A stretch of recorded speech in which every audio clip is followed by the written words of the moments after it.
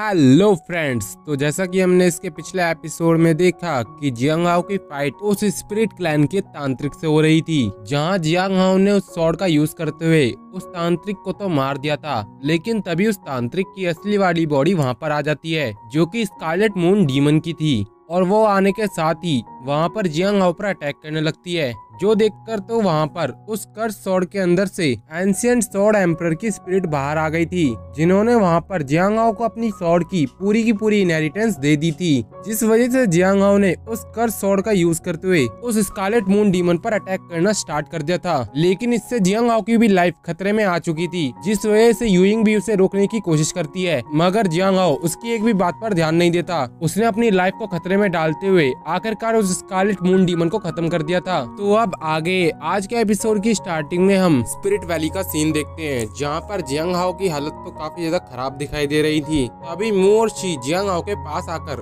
उसको वहां पर शुक्रिया अदा करते हैं। इसके बाद वो जियांग हाओ से कहते हैं कि जियांग हाओ तुम हमारे साथ यहीं पर रुक सकते हो। उनकी ऐसी बात सुनकर तो जियांग हाओ उनसे कहता है कि मेरे दोस्तों मुझे माफ कर देना, लेकिन मुझे अपने फादर को ढूंढने के लिए मुझे यहाँ से जाना ही होगा। इसके साथ ही मुझे यहाँ पर अपनी लाइफ को भी बढ़ाना है, क्योंकि उन स्लैश की वजह से मेरी लाइफ काफी ज्यादा कम हो चुकी है। उसके इतना कहते ही उसकी हालत वहाँ पर खराब होने लगती है, जो देखकर तो मुंह उससे कहता है कि जियांग हाओ अगर तुम्हें अपनी लाइफ को बढ़ाना है तो ये सिर्फ यहाँ पर एक तांत्रिक ही कर सकता है, लेकिन जो तांत्रिक तुम्हारी लाइफ को यहाँ पर बढ़ा सकता है वो यहाँ से काफी ज्यादा दूर है। उनकी ऐसी बात सुनकर तो जियांग हाओ उनसे कहता है कि मैंने सुना है कि कैनाइन किंगडम यहाँ से काफी ज्यादा पास है, और मेरे डैड मुझसे कहा करते थे कि उस कैनाइन किंगडम के अंदर एक हॉर्स है जिसकी आंखें बिल्कुल गोल्डन ऑर्ब की तरह है, और उस घोड़े का नाम जीलियांग है। उन्होंने मुझे बताया था कि जो भी पर्सन उस घोड़े की सवारी करता है वो यहाँ पर लगभग हजारों सालों के लिए जिंदा रहता है। मैं भी एक बार उस घोड़े की सवारी करना चाहता हूँ, क्या पता शायद इससे मेरी लाइफ स्पैन यहाँ पर बढ़ जाए। उसकी ऐसी बात सुनकर तो मुंह से कुछ कहने वाला था, लेकिन सी उसे ऐसा करने से रोक देता है। इसके बाद तो यूइंग और जियांग हाओ दोनों ही वहाँ से जाने लगते हैं, जो देखकर तो मुंह उससे कहता है कि जियांग हाओ अगर तुम्हारा कभी भी यहाँ पर वापस आने का मन करे तो बेझिझक होकर यहाँ पर आ जाना। हमारी स्पिरिट वैली इतनी बड़ी तो नहीं है, लेकिन हाँ हम तुम्हारे लिए एक केव को तैयार जरूर कर सकते हैं। उसकी ऐसी बात सुनकर तो जियांग हाओ भी वहाँ पर खुश हो जाता है। इसके बाद सीन शिफ्ट होकर एक घोड़े पर आता है, जो कि कोई और नहीं बल्कि जीलियांग था, जिसे कुछ बंदे वहां पर पकड़ने की कोशिश कर रहे थे, लेकिन जीलियांग अपनी रफ्तार की वजह से उनके चंगुल से बच जाता है। साथ ही साथ हमें जानने के लिए मिलता है कि उसकी हालत वहां पर काफी ज्यादा खराब दिखाई दे रही थी, क्योंकि उसकी बॉडी पे काफी ज्यादा घाव थे। लेकिन वो बंदे भी हार मानने वालों में से नहीं थे। उन्होंने उसके सामने एक फॉर्मेशन को सेटअप कर दिया था, जिस वजह से जीलियांग वहीं पर रुक जाता है, और इसी मौके का फायदा उठाकर वो बंदे वहाँ पर जीलियांग को ट्रैप करने की कोशिश करने लगते हैं। लेकिन इससे पहले वो जीलियांग को पकड़ पाते तभी वहाँ पर किसी ने उन पर अटैक कर दिया था, जिसके बाद हमें वहाँ पर एक लेडी को दिखाया जाता है जिसका नाम क्वान शी होता है। तो वहीं उस अटैक के इम्पैक्ट की वजह से जीलियांग वहीं पर एग्जॉस्ट हो जाता है, जिसकी वजह से वो वहीं पर गिर जाता है। इसके बाद सीन शिफ्ट होकर कैनाइन किंगडम्स की तरफ आता है, जहाँ पर हमें कुछ लोग देखने के लिए मिलते हैं जिनका चेहरा तो डॉग्स का था, जो कि देखने में तो एकदम डॉग्स की तरह लग रहे थे। तभी वहाँ पर जियांग हाओ और यूइंग की भी एंट्री होती है, जिन्हें वहाँ अपनी तरफ बढ़ता हुआ देखकर तो एक डॉग वहाँ पर गुस्सा हो जाता है। तो वहीं दूसरी तरफ यूइंग तो एकदम हैरान हो गई थी। वो जियांग हाओ से कहती है कि जियांग हाओ एक बार देखो इन्हें, ये कितने ज्यादा अजीब हैं। इन सभी के चेहरे तो यहाँ पर एकदम डॉग्स की तरह है। उन्हें वहाँ देखकर तो जियांग हाओ यूइंग को बताता है कि ये लोग कैनाइन किंगडम्स के लोग हैं, यानी कि हम कैनाइन किंगडम पहुँच चुके हैं। जो सुनकर तो यूइंग वहाँ पर कहती है तो फिर ठीक है, मैं इनसे जाकर एक बार बात करके आती हूँ। इतना कहकर वो उनकी तरफ बढ़ने भी लग जाती है, जहाँ वो उन लोगों से कहती है कि डॉग्स मुझे तुमसे बात करनी है। लेकिन इस बात से तो वो बंदा वहाँ पर भड़क जाता है, जिस वजह से तो यूइंग वहाँ पर डॉग्स की आवाज निकालने लगती है। लेकिन वो बंदा तो इससे और भी ज्यादा भड़क चुका था। वो सीधा ही यूइंग पर अटैक करने के लिए बढ़ जाता है। उसे अपनी तरफ बढ़ता हुआ देखकर तो जियांग हाओ तुरंत ही यूइंग को वहाँ से लेकर चला जाता है, जिसके बाद वो यूइंग को वहाँ पर बताता है कि लगता है ये लोग हमारी भाषा नहीं बोल सकते हैं। इस पर तो यूइंग भी वहाँ पर एग्री करने लगती है, जिसके थोड़ी देर बाद वो फिर से वहाँ पर अंदर जाते हैं ताकि वो वहाँ पर फिर से किसी न किसी से बात कर सके।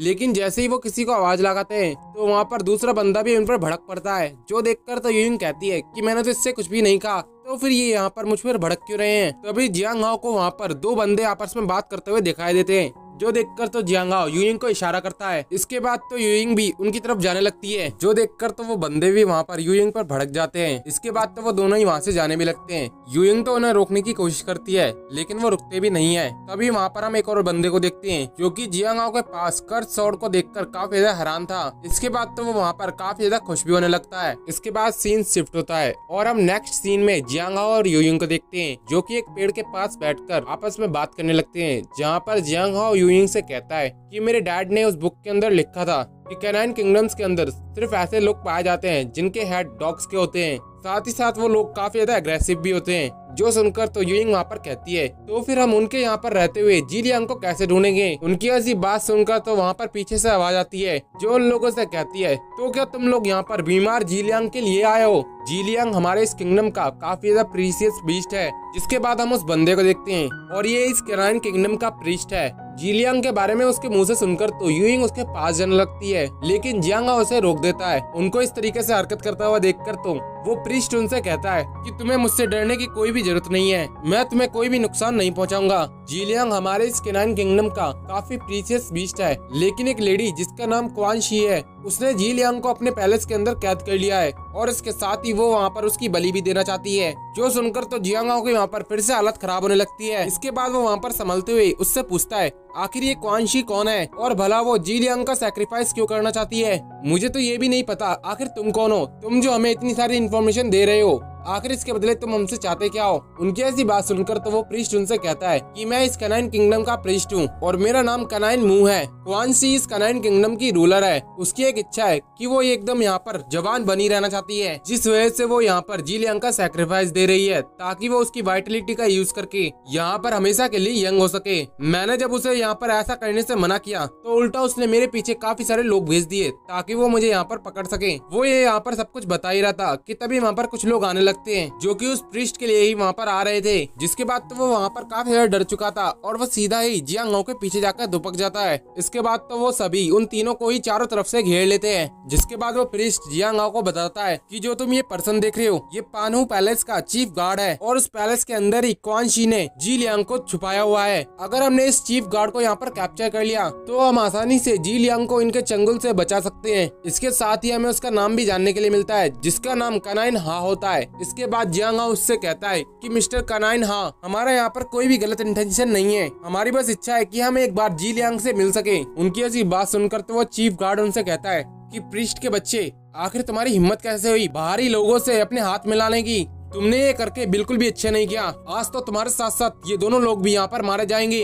इतना कहकर उसने वहाँ पर एक स्पिरिचुअल फॉर्मेशन क्रिएट कर दिया था, जो देखने के साथ ही वहाँ पर उसके बंदों ने भी सेम उसी तरीके का फॉर्मेशन सेटअप करना स्टार्ट कर दिया था। जिसके बाद उस फॉर्मेशन के अंदर से कुछ बीस्ट बाहर निकलने लगते हैं, जो देखकर तो वहाँ पर जियांगाओ उनसे कहता है कि इस किंगडम के लोग तो सच में काफी ज्यादा पागल है। मैं तो यहाँ पर सिर्फ खाली बात कर रहा था, लेकिन इन लोगों को तो कोई भी बात समझ नहीं आती। जो सुनकर तो यूइंग वहाँ पर फाइट के लिए एकदम तैयार हो जाती है और वो उन लोगों को जियांगाओ के पास भी नहीं आने देती। वो सीधे ही उन पर पहले से ही अटैक करने लगती है, लेकिन वो चीफ गार्ड भी रुकने का नाम नहीं लेता। वो अपने और भी गार्ड को जियांगाओ की तरफ भेज देता है। जिसके बाद तो वो तीनों ही वहाँ पर फाइट करने लगते हैं। वहीं वो प्रीस्ट तो वहाँ पर कहता है कि अगर तुम्हें इस फॉर्मेशन को खत्म करना है तो इसके लिए तुम्हें चीफ गार्ड का फॉर्मेशन डिस्ट्रॉय करना होगा। अगर हमने ये फॉर्मेशन खत्म नहीं किए तो ये बीस्ट यहाँ पर कभी भी नहीं रुकने वाले। हम जितनी बार इन्हें यहाँ पर मारेंगे वो उतनी बार वहाँ पर रिवाइव होकर आते रहेंगे। जिसके बाद वो प्रीस्ट उनसे कहता है कि तुम्हें जल्दी से जल्दी जाकर चीफ गार्ड का फॉर्मेशन डिस्ट्रॉय करना होगा। तभी वहाँ पर जियांगाओ के ऊपर एक बीस्ट ने अटैक कर दिया था, जो देखकर तो यूइंग तुरंत ही उसे बचाने के लिए आगे बढ़ जाती है।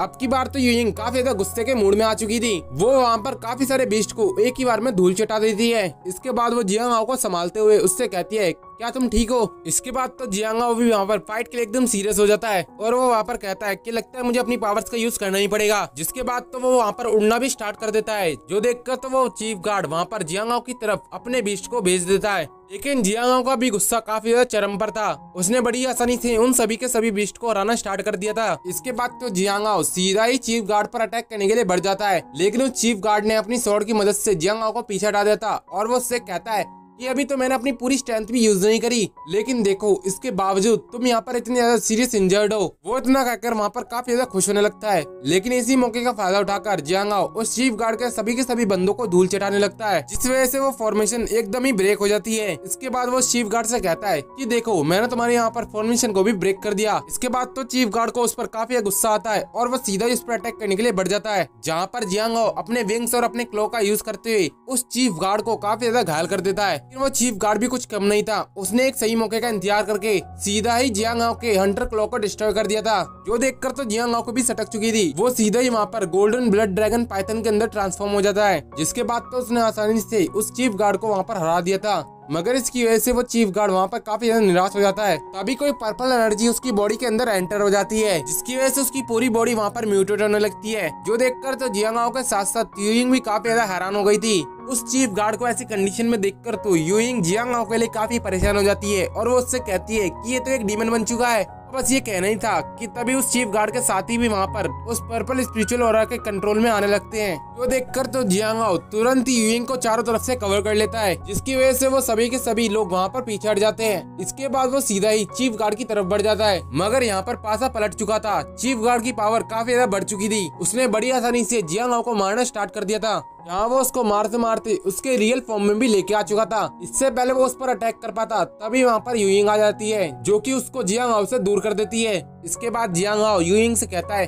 कि बनी मैंने यहाँ पर काफी ज्यादा होल्ड कर लिया, लेकिन लगता है मुझे अब इसका यूज करना ही होगा। उसकी ऐसी बात सुनकर तो यूइंग उसके लिए काफी ज्यादा परेशान हो जाती है, लेकिन जियांग हाओ ने एक झटके के साथ ही उस कर्स ब्लेड की सील को वहाँ पर हटा दिया था, जिसके बाद तो उसको वहाँ पर चार्ज भी करने लगता है। उसे ऐसा दोबारा करते हुए देखकर तो यूइंग काफी ज्यादा परेशान हो जाती है और वो उससे कहती है कि जियांग हाओ रुक जाओ, तुम ऐसा मत करना, नहीं तो इस बार तुम यहाँ पर मर जाओगे। वो ये सब कुछ यहाँ पर जियांग हाओ से कह ही रही थी कि तब तक उस डीमन ने यहाँ पर उन पर अटैक कर दिया था, जो देखकर तो जियांग हाओ यूइंग को खुद से वहाँ पर दूर कर देता है। इसके बाद तो जियांग हाओ और यूइंग दोनों ही मिलकर उस डीमन से फाइट करने के बारे में सोचते हैं, जहाँ उस डीमन ने भी उनकी चाल को परख लिया था और वो सीधा ही यूइंग पर अटैक करने के लिए बढ़ जाता है। मगर जियांग हाओ का तो कुछ और ही प्लान था, उसने उस स्वॉर्ड की मदद से उस डीमन पर अटैक कर दिया था, जिस वजह से उस डीमन के अंदर सन टोटम की एनर्जी फ्लो करने लगती है और उस सन टोटम की एनर्जी ने बड़ी आसानी से उसकी डिमोनिक ट्रांसफॉर्मेशन को खत्म कर दिया था, जो देखकर तो जियांग हाओ वहाँ पर कहता है कि लगता है मेरे सन टोटम की पावर इस डिमोनिक एनर्जी को सप्रेस कर सकती है। तो वहीं उस डिमोनिक एनर्जी का असर खत्म होने के बाद तो चीफ गार्ड वहाँ पर कहता है कि आखिर अभी मेरे साथ यहाँ पर क्या हुआ। वो ये सब कुछ यहाँ पर सोच ही रहा था कि तब तक जियांग हाओ ने अपनी सन टोटम की पावर्स का यूज करते हुए सभी लोगों को उस डिमोनिक एनर्जी से आजाद करवा दिया था। उस डिमोनिक एनर्जी के वहाँ से जाने के बाद तो वो सभी के सभी लोग वहाँ से भागने लगते हैं, क्योंकि उन्हें पता था कि जियांग हाओ से टकरा पाना उनके बस की बात नहीं है। उन्हें वहाँ से भागता हुआ देखकर तो वो चीफ गार्ड भी वहाँ से जाने लगता है और वहाँ पर कहता है कि हमारी मैजेस्टी तुम्हें यहाँ पर जिंदा नहीं छोड़ेंगी। तभी वहाँ पर वो प्रीस्ट भागते हुए आता है और जियांग हाओ से कहता है कि तुम्हारा यहाँ पर बहुत बहुत शुक्रिया कि तुमने आज यहाँ पर मेरी जान बचा ली। तभी वहाँ पर यूइंग उससे कहती है कि हम उस चीफ गार्ड को ऐसे ही भागने नहीं दे सकते, जल्दी से जाकर हमें उसे यहाँ पर मार देना चाहिए। मगर जियांग हाओ ने तो उसको ऐसा करने से रोक दिया था और वो उससे कहता है कि मेरे पास एक प्लान है, जिसके बाद तो उसने वहाँ पर उन दोनों को ही वो प्लान समझा दिया था, जो सुनकर तो वो प्रीस्ट वहाँ पर उससे कहता है कि अगर हम इस प्लान के अकॉर्डिंग चले तो ये सब कुछ बस तुम्हारे ऊपर डिपेंड करता है कि तुम इस प्लान को कितने अच्छी तरीके से एग्जीक्यूट कर पाते हो। और उसके इतना कहते ही ये एपिसोड यहीं पर खत्म हो जाता है। और गाइस जैसा कि आप लोगों को पता होगा कि ये सीरीज यूकान ने बस यहीं तक अपलोड करी थी, क्योंकि मीडिया इश्यू की वजह से उन्होंने यहाँ पर इस सीरीज को होल्ड पे डाल दिया था। मुझे इसके बारे में कोई भी जानकारी नहीं है कि इस सीरीज के आगे के एपिसोड कब तक आएंगे, तो प्लीज आप मुझे इसके लिए माफ कर देना। मैं बस यहीं तक इसको एक्सप्लेन कर सकता था, लेकिन जैसे ही यूकाओ इसके अगले एपिसोड डालेगा या इसके बारे में मुझे कोई भी इन्फॉर्मेशन मिलेगी, मैं तुरंत ही उसको आपके साथ साझा कर दूंगा। लेकिन मैं आपको एक और इन्फॉर्मेशन देना चाहता हूँ, इसका अगला एपिसोड जो भी आएगा वो काफी ज्यादा अमेजिंग होने वाला है, क्योंकि उसके अंदर हम यूइंग की एक और नई ट्रांसफॉर्मेशन को देखने वाले हैं, जो कि आप इन तस्वीरों में देख भी सकते हैं। इसके साथ ही यहाँ पर यूइंग का नाम भी बदलने वाला है, क्योंकि यूइंग का नाम आगे जाकर यूजी होने वाला है, जो कि जी फैमिली से आगे जाकर बिलोंग करेगी। तो गाइज आप मुझे कमेंट कर सकते हैं क्या मुझे यूइंग का नाम बदल देना चाहिए या फिर हम इसको यूइंग ही बुलाएंगे। और मैं मंडे से कोशिश करने वाला हूँ कि पीएलएस बैटल स्पिरिट को आपके लिए शुरू कर दिया जाए, तो प्लीज आप उस सीरीज पर भी अपना प्यार जरूर दिखाइएगा।